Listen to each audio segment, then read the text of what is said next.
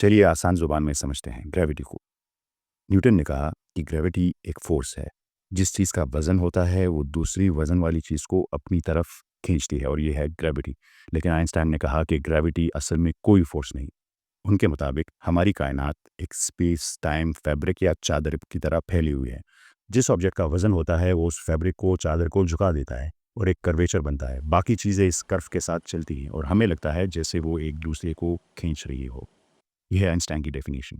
जब आप कोई चीज़ ऊपर आसमान की तरफ फेंकते हैं तो वो नीचे गिर जाती है। ये सब ग्रेविटी का कमाल है।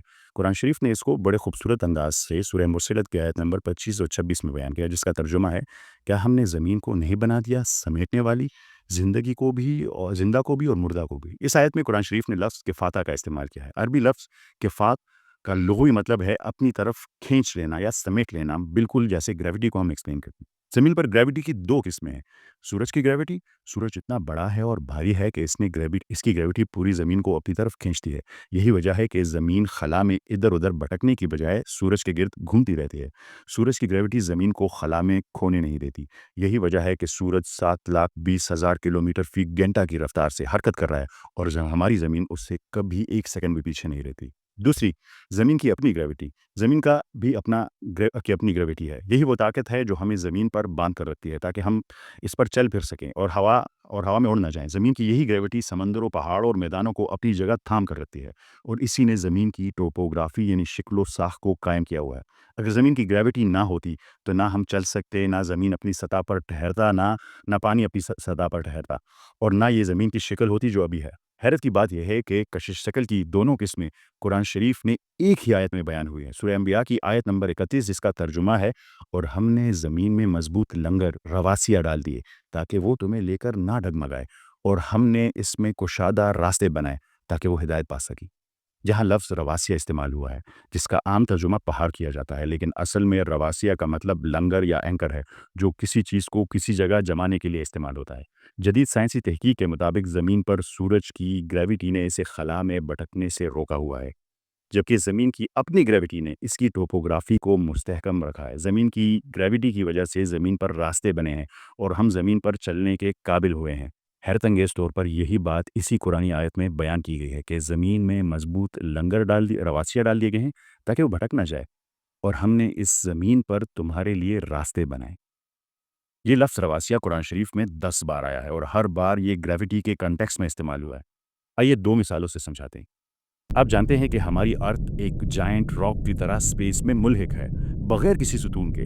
लेकिन ये नीचे क्यों नहीं गिरती या कहीं और क्यों नहीं भटक जाती? इसकी वजह है ग्रेविटी, जिसने हमें अपने साथ बांध रखा है और ये ग्रेविटी हमें नज़र भी नहीं आती। हकीकत तो ये है कि पूरा यूनिवर्स अपनी जगह पर कायम है सिर्फ इसलिए कि ग्रेविटी और डार्क एनर्जी ने सब कुछ बांध रखा है।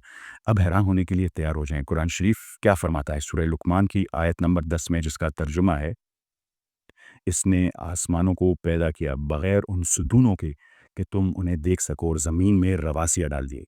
कुरान शरीफ हमें सीधा एक ऐसी क़ुव्वत की तरफ मुतवज्जा कर रहा है जो नज़र नहीं आती, ऐसी क़ुव्वत जो ज़मीन को तवाज़ुन और इस्तेहकाम देती है बगैर उन सुतूनों के जिन्हें हम देख सकें। क्या ये बिल्कुल वही चीज़ नहीं जो हम आज ग्रेविटी के नाम से जानते हैं?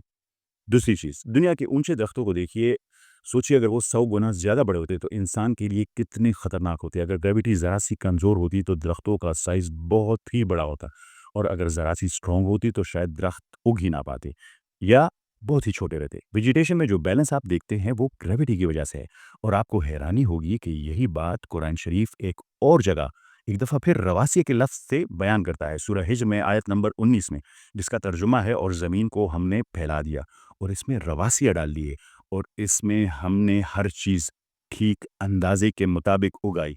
पैगाम बिल्कुल वाज़ेह है, ज़मीन का इस्तेहकाम, नबातात में तवाज़ुन, ज़िंदगी का पूरा निज़ाम, ये सब रवासिया के साथ जुड़ा हुआ है।